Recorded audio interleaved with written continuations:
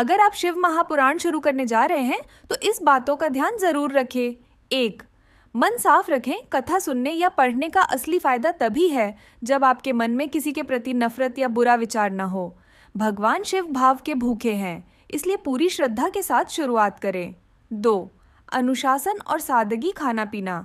कोशिश करें कि जब तक कथा चल रही है, जैसे 7 दिन तक कथा है, तो तब तक सादा और शाकाहारी भोजन ही करें। नशा और बुराई, शराब, सिगरेट और किसी की बुराई करने से बचें। 3. जगह का चुनाव। एक ऐसी जगह चुनें जहां शांति हो और बार बार कोई टोके नहीं। जमीन पर आसन बिछाकर बैठें।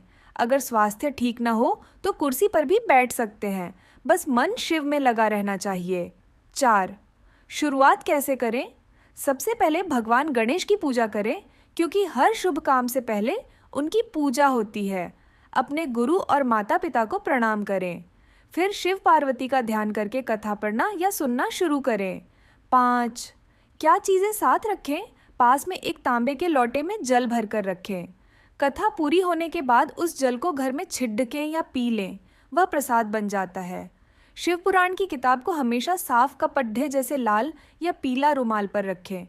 सीधी बात, शिव पुराण कहती है कि आप चाहे कितनी भी विधि न जानते हो, अगर आप नम शिवाय मंत्र का जप करते हुए सच्चे मन से कथा सुनते हैं तो शिवजी प्रसन्न हो जाते हैं। नमः शिवाय। अगर आप शिव महापुराण शुरू करने जा रहे हैं तो इस बातों का ध्यान जरूर रखें। 1. मन साफ रखें। कथा सुनने या पढ़ने का असली फायदा तभी है जब आपके मन में किसी के प्रति नफरत या बुरा विचार न हो।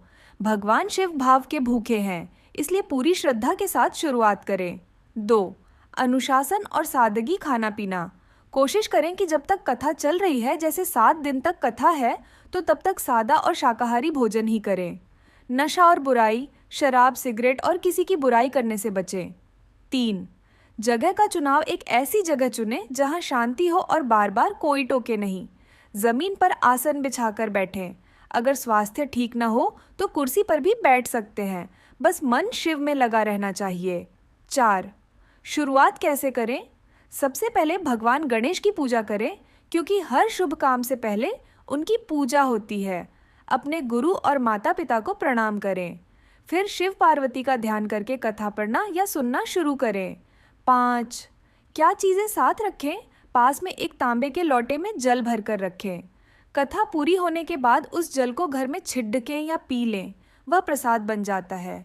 शिव पुराण की किताब को हमेशा साफ कपड्ढे जैसे लाल या पीला रुमाल पर रखें। सीधी बात, शिव पुराण कहती है कि आप चाहे कितनी भी विधि न जानते हो, अगर आप नम शिवाय मंत्र का जप करते हुए सच्चे मन से कथा सुनते हैं तो शिवजी प्रसन्न हो जाते हैं। नमः शिवाय।